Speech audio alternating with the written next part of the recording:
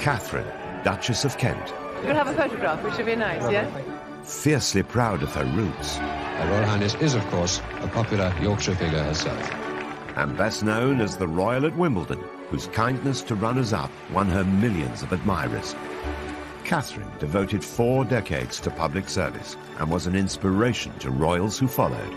She represents the best of the royals. She is the perfect ambassador for the British royal family. After marrying into the family 60 years ago, I, Catherine Lucy Mary, take thee, Edward. royal life has come at a cost. From those who doubted she was good enough, There was a lot of opposition to the marriage at first. to a strained early married life.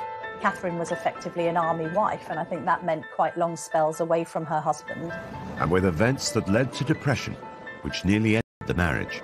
I'm told that Catherine had thought about seeking a divorce. This was a lady who'd been put through the ringer.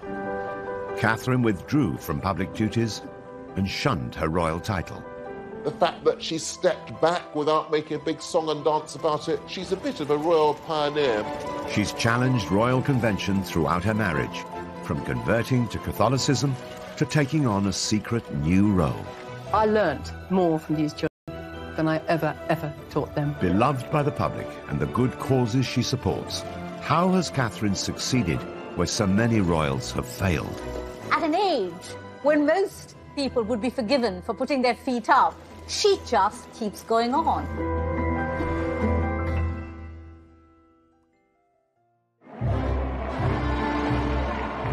The 8th of June 1961, the wedding day of Prince Edward, the Duke of Kent, a dashing young soldier, with Catherine Worsley, the daughter of a Yorkshire aristocrat who was proud of her northern roots. Just having that wedding in 1961 at York Minster was a royal first. Nobody from the royal family had been married there in over 600 years. And this was very much a nod to Catherine's Yorkshire roots. She's very proud of the fact she comes from Yorkshire and from the north. The Queen and her family travelled up on a special train for the landmark event, while the young Princess Anne was among Catherine's bridesmaids. The local media dubbed this as the White Rose Wedding. And indeed it was. Even the Queen had the White Rose of York as part of a tribute to the setting. Just under 12 million viewers tuned in to watch the afternoon ceremony, and it was one of the highest-rating programmes of the week in half the nation's homes, at a time when the UK had... take thee, Edward, To my wedded husband. to my wedded husband. was just one small hitch, not seen on camera, as the newly married couple made their exit. After they'd signed the registers, the veil got caught on the step of the altar, and she felt it pull and stood absolutely still until it was released. Otherwise, the veil would have come off, and the diamond bandeau tiara that she was wearing that had once belonged to Queen Mary would have come crashing to the floor. No Duchess, composed and smiling, unruffled even when her train gets caught up. Catherine made her mark from the word go. She was the first untitled woman to marry into the royal family for more than a century. As this 1961 tabloid reveals, it was front-page news that the Duke of Kent was to marry a Yorkshire lass. It did break with tradition, this idea that although she was the daughter of a baronet, that she wasn't royal herself. And that was breaking boundaries and changing things. She's definitely upper class. She had no title, but her parents had a title, and it was clearly a love match. And she was quite clearly a sweet girl, and that was how she was portrayed. Marrying into the firm had not been Catherine's long-term ambition, but she went on to embrace the royal family on her terms. From an early age, her biggest passion was music, as she explained in a revealing interview on Desert Island Discs. Well, I hoped music would be my life. I don't think I had any other real ambitions at that time. So I get very emotional about music and was very sad to slowly have to give it up.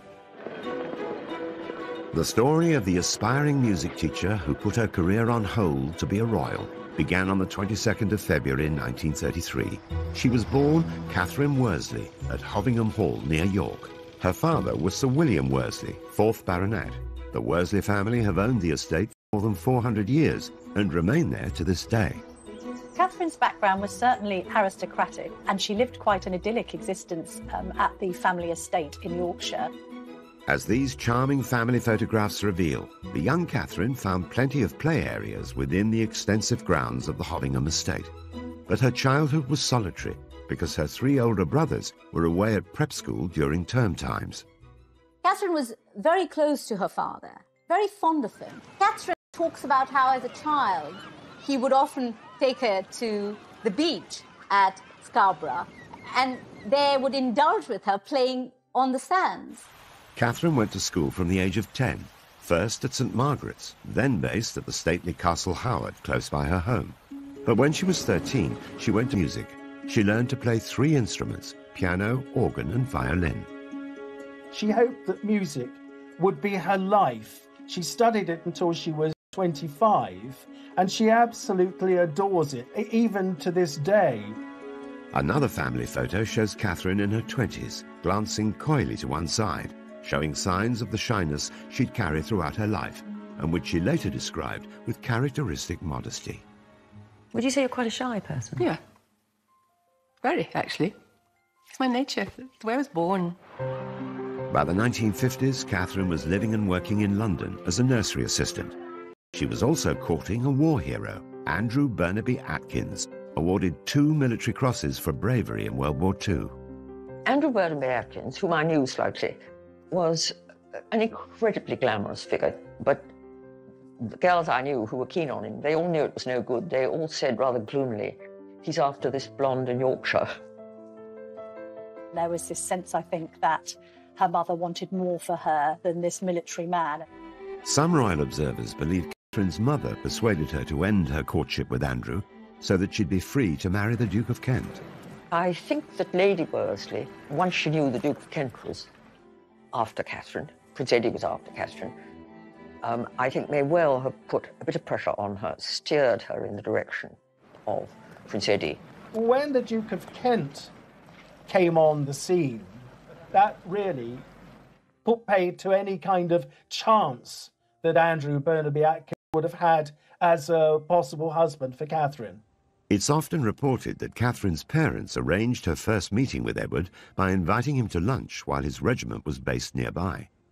But Catherine had already struck up a friendship with him.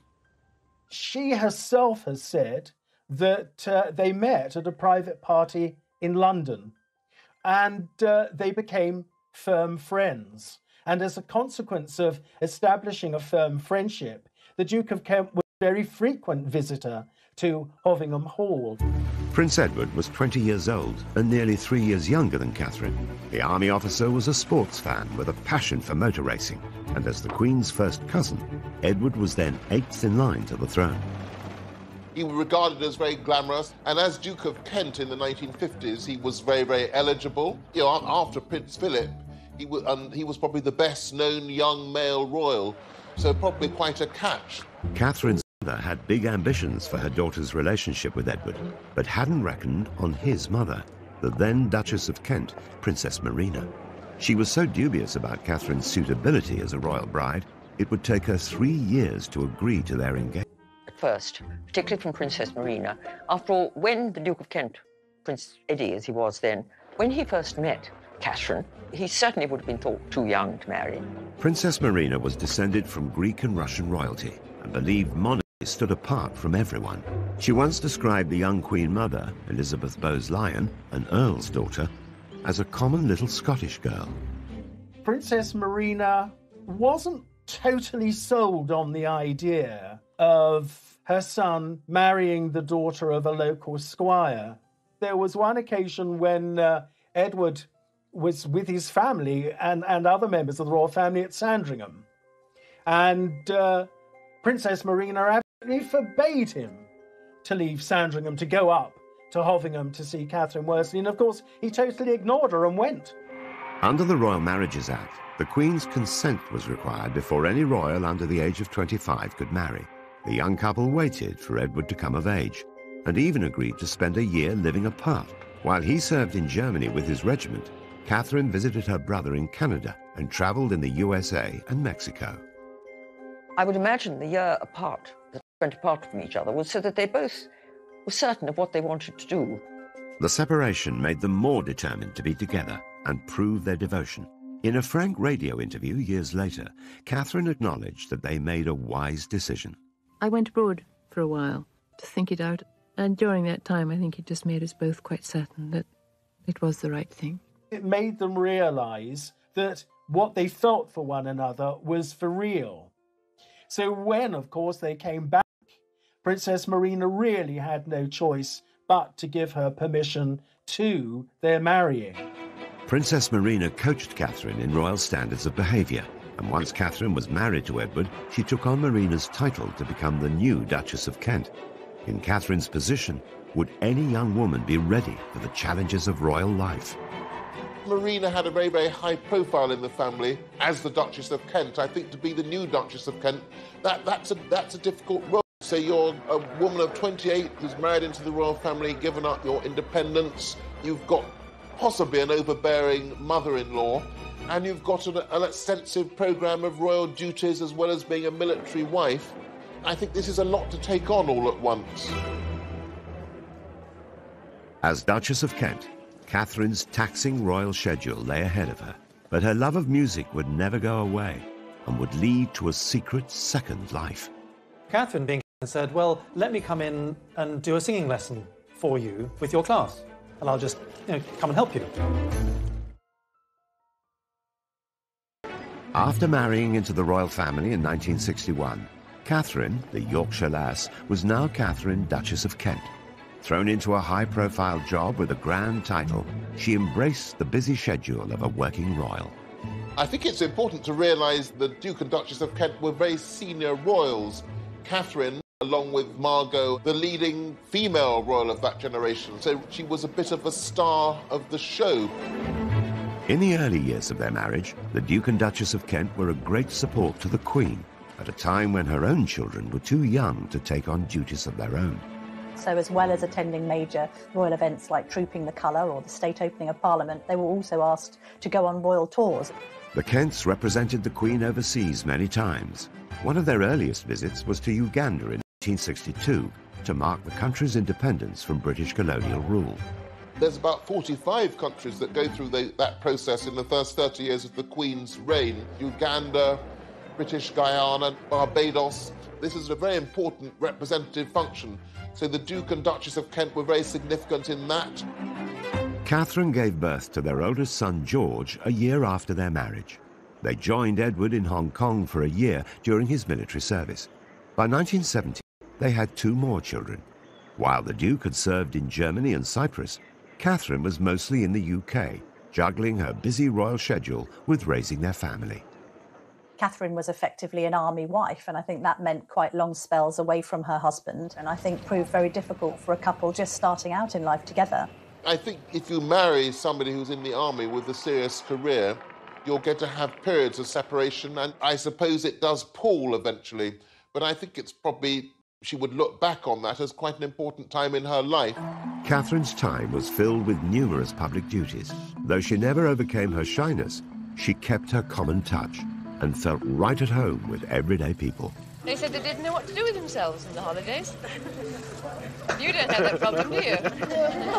Nice to see you all. The fact that she was always very cheerful looking and smiling, the fact that she was quite tactile with members of the public, I think really endeared her to the nation at the time. Katharine seemed to hit on the ideal formula for royal conduct.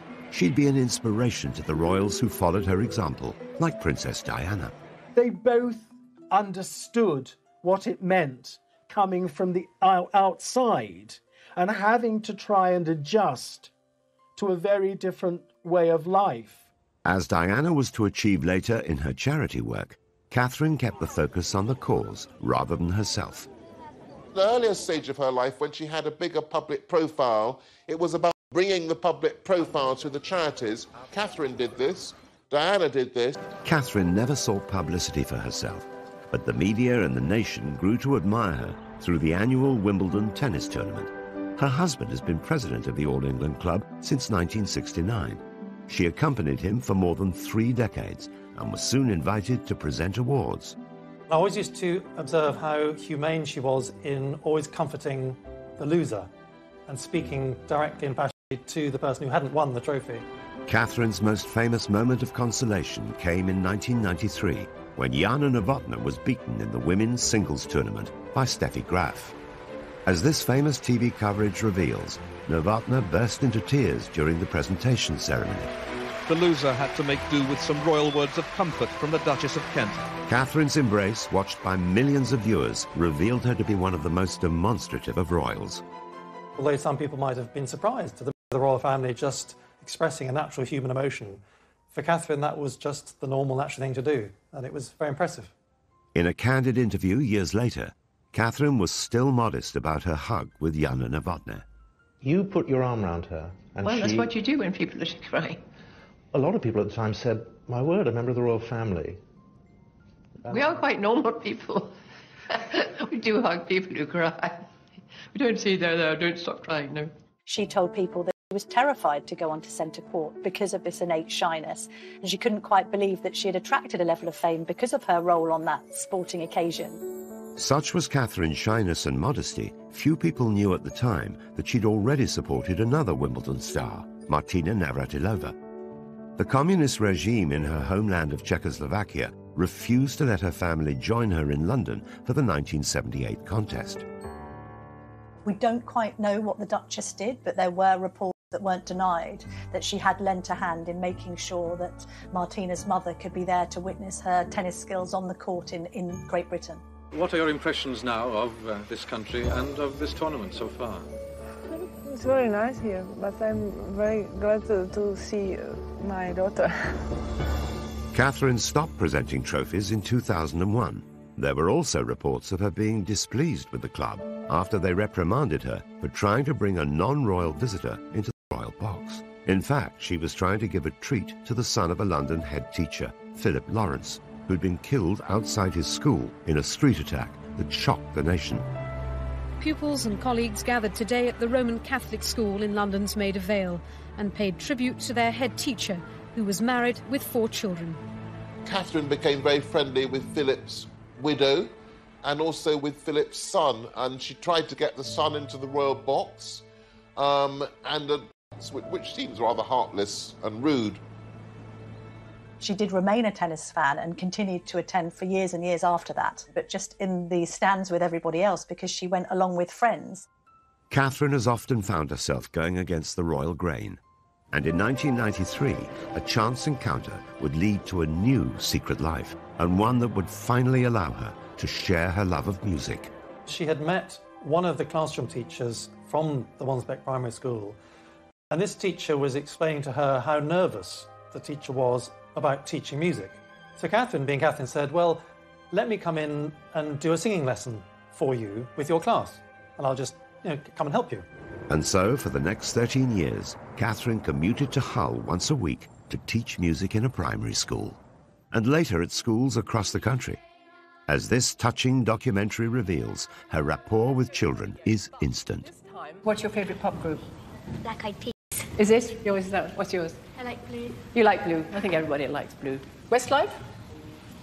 Yeah. Everybody says that now. Katharine only brought cameras into schools when music education needed attention. Until then, she taught in secret, relying on staff discretion and using the name Mrs. Kent. Nicholas Robinson, her friend and a former head teacher, watched her at work. We travelled up on the train from King's Cross. She was in her tracksuit and trainers. And what really struck me was at the end of the 50 minutes, when she said, right, now children, it's time to finish.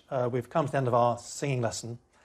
They all started saying, oh no, miss, please can we sing that last song again? From my experience of singing, to have children saying, please can we have another song after 50 minutes, was just really striking. One of the books I read, called Rhinoceros in the Classroom, said something very true, which is that a classroom is a room full of learners. I learnt more from these children than I ever taught them. She did it with the Queen's blessing, because I think both women understood that this is where Katharine's passion lay, and it wasn't going to interfere with any affairs of state or indeed family matters. The Queen has been so grateful for Katharine's contribution to the royal family, she gave her a special award. Katharine was given the Royal Highness. And this was Katharine making the point that her royal life was behind her, and therefore because it was behind her, because she was marching to her own drum now. She didn't need the rank or the title. She wanted to be Catherine. The Duchess revealed this herself in the first interview she gave after giving up her royal title. I don't like being a public figure. I say that very humbly. Why not? It's my nature. It's where I was born. I like doing things quietly, behind the scenes, achieving things with children. It's the way some of us are built. Catherine had put her longing for privacy to one side in order to fulfill the role she'd taken on. But after 4 decades of royal duty, she found her moment to step away from the spotlight. Oh, lovely. She's not the kind of person who stands on ceremony. So I think asking to be released from that title, HRH, would be simply a genuine desire so that there would be no barriers between what she's trying to do and between her and ordinary people. It was an unusual move for a royal, but the Queen gave Catherine her blessing. It is quite significant to say to the Queen that you want to drop the use of your HRH status. There's quite a strong bond between the two women because they're of a similar age, the Queen 94, Catherine 88. And I think the Queen had admiration for the way that Catherine was quietly going about the business of trying to make life better for others. The Duchess's desire to step back from royal life led to unfavourable speculation in the media. She was branded a recluse. Catherine opened up about this in her heartfelt chat with Fiona Bruce. What do you make of that? I mind terribly. You mind terribly? I mind terribly. I mind so much because I'm not. I never was. I'm far too busy, Fiona. Teaching is a very full-time job. I travel to Manchester, I travel to Albury, I travel to London on a regular basis to various things. I look after my family, I cook for my husband. No, I'm not a recluse. That period where people said she had been a recluse, actually she was secretly teaching at a primary school in Hull. The decision to drop her HRH title wasn't the first time she sparked headlines. In 1994, the Duchess caused great controversy when she once again pushed the boundaries of royal protocol, converting to Catholicism. Those close to her say she still retains a genuine affection for the Church of England, but they say she's embarked on what they call a personal spiritual journey. It was very significant, largely, of course, because not since 1701, the Act of Settlement, had a member of the royal family become Catholic. The Duchess arrived for the private ceremony with her husband to the applause of waiting well-wishers. Catherine's decision to ask the Queen to allow her to convert was really another example of what a determined woman she was. Despite being head of the Church of England, the Queen approved of Catherine's personal decision, but the move still caused a stir in the press. I think the media regarded it as quite controversial simply because it had never happened before. And this was at a time when, there'd been a lot of press coverage about the Duchess. Converting to Catholicism was a big step. She would not have done it in any kind of way to upset anyone else. It would have been a private matter for her. It's thought that Catherine had turned to Catholicism following tragic events that she faced as a mother. At the start, family life seemed almost idyllic. In the 1960s, I think it was a very happy family. They had the lovely house of Coppins in Iver, about 15 miles to the west of London, which had been inherited from the Duke and Duchess of Kent, the previous generation. The couple have 3 children. Their eldest child, George, known as the Earl of St Andrews, their middle child, a daughter, Lady Helen Windsor, and their youngest child, Nicholas, Lord Windsor. She seems to have had a desire to have a big family, so they had the 3 children, and it seems that she wanted to have a 4th child. But the years that followed would be some of the worst of her life. Along with losing both of her parents, the dream of having more children ended in tragedy. In 1975, at the age of 42, she became pregnant with her 4th child, but very sadly she contracted German measles. And of course, German measles in the first trimester can have the most devastating effect. And she had a termination. And I don't think she ever really quite forgave herself for that. But at the time, it seemed absolutely the right thing to do. Although the decision was medically advised, It's said to have plagued Catherine ever since. And in 1977, 2 years after the termination, tragedy struck once more. At 44, she conceived at birth. After 36 hours struggling to keep him alive, this baby died. And it devastated her. This triggered, for Catherine, the start of the most terrible period of depression, leading to being admitted to the King Edward VII Hospital. She was there in the hospital for 7 weeks. Catherine had hurled herself back into royal duty, which had serious consequences. Some said it was nervous exhaustion, others talked about a nervous breakdown. Catherine, by her own admission, was suffering from depression at the time. Catherine later took another groundbreaking step for a royal, publicly opening up about the trauma of losing children and her personal battle with mental health issues. Royals weren't open about their mental health as we're used to them being now, with the likes of Prince William and Prince Harry talking about their Heads Together charitable initiative. Back then it was unheard of really for royals to be that revelatory about their own innermost feelings. Catherine gave very few interviews, and then only on subjects about which she both felt deeply and she felt would be of significance and use to members of the public who might have suffered in the same way. That did make Catherine appear to be somebody who was perhaps more relatable than the average royal, somebody who seemed human, very much one of us rather than being perhaps one of them. In addition to the loss that the couple suffered, the Duchess also battled health issues for most of her adult life. It was first said that she was suffering from Epstein-Barr virus, then ME, before it seemed to be confirmed that it was celiac disease that she was suffering from. But before, of course, that they'd actually got to that, she had been suffering quite considerably from health problems. None of that was apparent at the time when she was cheerfully giving the prizes at Wimbledon, carrying out a huge programme of public engagements. Despite the toll it took on her health, Catherine remained determined to measure up to royal expectations in a world where duty comes before all else. It epitomizes the essence of this determined woman. You know, she refers to herself as a perfectionist, and she says, I'm a 24-hour person. Since I've known Catherine over the 20 years, she has always worked tirelessly. And I know when she was teaching in East Hull, that over the 13 years that she was teaching there, I think she only missed 2 days. Despite Catherine's personal struggles, her primary focus seems to be helping others. Alongside being a working royal, a teacher and a mother, a large part of Catherine's life has been dedicated to charity. She marries into the royal family, and that gives her a voice and an ability to make a difference. It's not a crazy dream. It's a possibility. I really do believe we can actually do this.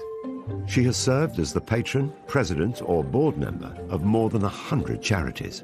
The Duchess's visit is to highlight the work of VSO volunteers by raising their profile in Macedonia and helping persuade government and people that those with mental and physical problems should not be stigmatized. With Catherine, the charities that were closest to her heart always seemed to be music, children, and the elderly.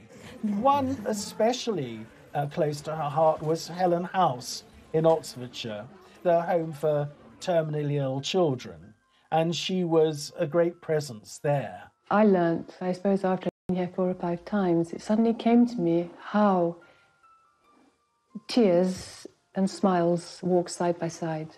I think the Duchess of Kent was very much the kind of royal that didn't just want to be on a letterhead. She actually wanted to go and witness the work being carried out by charities firsthand, and even at times take part in it herself. For some years, Catherine went as a volunteer on pilgrimage to Lourdes in France, getting up at 6 o'clock in the morning, going to the hospital, helping to bathe and dress one of the pilgrims, or helping to feed them, sitting with them having a cup of tea and a cup of coffee, or just chatting to them. After she took on her role as patron of the Samaritans, the Duchess insisted on becoming a Samaritan herself, personally taking calls from those in need. She worked for them as a volunteer for many, many years, and she was always known as Kate. And, of course, nobody knew who they were talking to. I remember I said to her, how do you cope if somebody rings up and says, I want to die? What do you say? And she replied, you have to cut everything else out and focus solely on trying to help that person.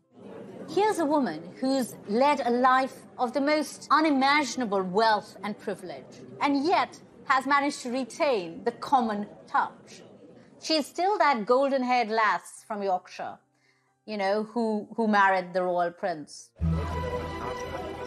Whilst Catherine directed the spotlight onto her challenges, what many didn't realise is that her marriage to the Duke of Kent was under great strain, and had been for some time. Catherine and Edward were quite different people with very different interests. And though they were very much in love and had a loving family life, this put a strain on their relationship. And then in the 1970s, after the loss of not one, but 2 children, and Catherine's serious depression, Catherine needed her husband to be there for her. Edward was raised as a royal. He was part of the royal family. With the repression that can bring, with the restrictions that can bring, Edward wasn't able to deliver. It's even thought at the time that the couple were considering divorce. I'm told that Catherine had thought about seeking a divorce, but certainly the Duke of Kent promised the Queen that there wouldn't be a divorce. Divorce was still frowned upon by the Church of England, and as its head, the Queen could not have supported such a controversial decision. Catherine stuck very closely to doing the right thing. She would never have dreamt of doing anything that she felt the Queen would disapprove of. She did not allow any marital discord to affect her relationship either with the royal family or with the life of service she had chosen. Edward and Catherine stayed together, and so whilst they would... And later on, when they came to, reside together in Kensington Palace, they became very close friends. She advised Diana at critical moments of her life on how to handle the pressures in her marriage.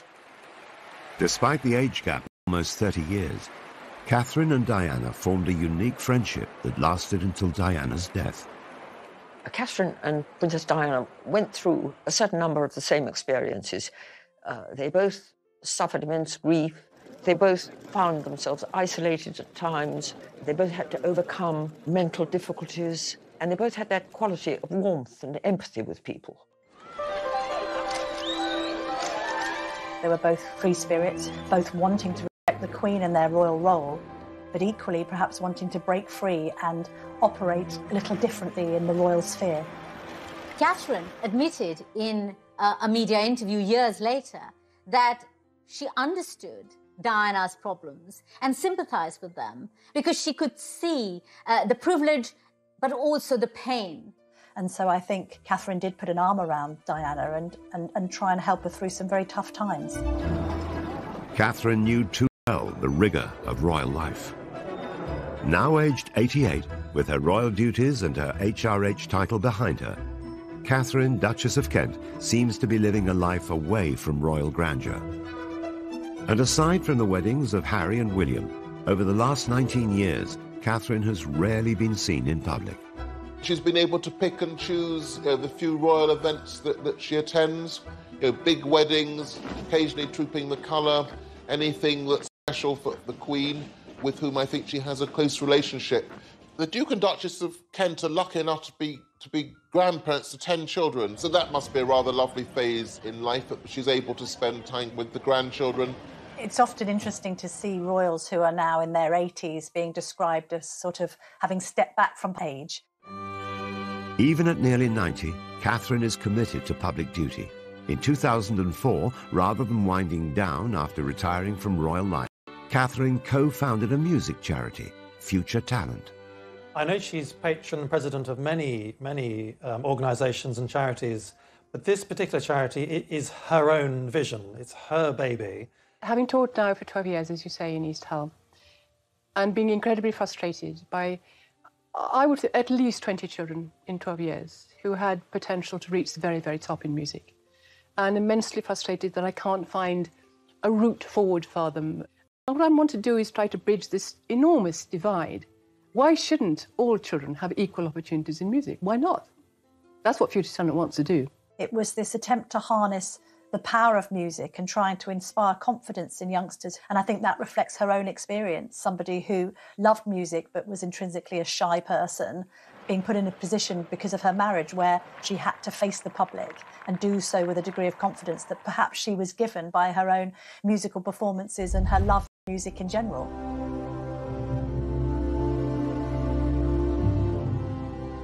The charity has recruited ambassadors such as Dame Judi Dench and Sting, and Katharine has organised concerts at Buckingham Palace and Windsor Castle for the young musicians. Right from the beginning, Katharine would go into the office 2 or 3 times a week and we'd be writing letters and making phone calls. At an age when most people would be forgiven for putting their feet up and taking it easy, she just keeps going on. Spanning 7 decades, the Duke and Duchess's marriage has not been without its difficulties. But after living largely separate lives, in 2013, Katharine moved back into their home, Wren House in Kensington Palace, after Edward suffered a stroke. It's rumoured that the two are closer now than they have ever been before. But this is the quintessential Katharine, giving support and succour when she feels it's needed, whether to her husband, who is now ailing, or in the past to the weeping Jana Novotná in Wimbledon. The Duchess is still close with her royal relatives, and her neighbours at Kensington Palace include William and Kate. It's a family community, so that's rather lovely that they're still integral members of the royal family. I'm sure that occasionally they would see the Queen. Catherine Worsley married into the royal family against all the odds, and has not only survived, but has lived royal life on her own terms. She's transformed what it means to be a royal, the fact that she became a Catholic, which is a song and dance about it, the fact that she taught quietly in a school. I don't think we have any examples of any other royals that have been able to be that free-spirited and independently minded, while at the same time remaining within the royal fold and not offending anyone by their own desire to do things a little differently.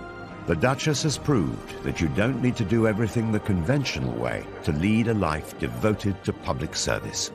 She has spent most of her life trying to help other people, and that service is what the monarchy is about.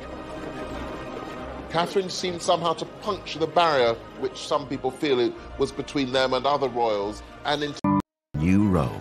I learnt more from these children than I ever taught them. Beloved by the public and the good causes she supports, how has Katharine succeeded where so many royals have failed? At an age when most people would be forgiven for putting their feet up, she just keeps going on.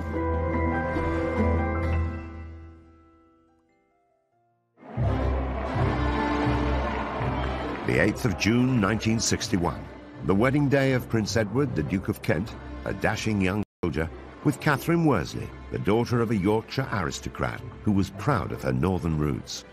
Just having that wedding in 1961 at York Minster was a royal first. Nobody from the royal family had been married there in over 600 years. And this was very much a nod to Catherine's Yorkshire roots. She's very proud of the fact she comes from Yorkshire and from the north. The Queen and her family travelled up on a special train for the landmark event, while the young Princess Anne was among Catherine's bridesmaids. The local media dubbed this as the White Rose Wedding. And indeed it was. Even the Queen had the White Rose of York as part of a tribute to the setting. Just under 12 million viewers tuned in to watch the afternoon ceremony, and it was one of the highest rating programmes of the week in half the nation's homes, at a time when the UK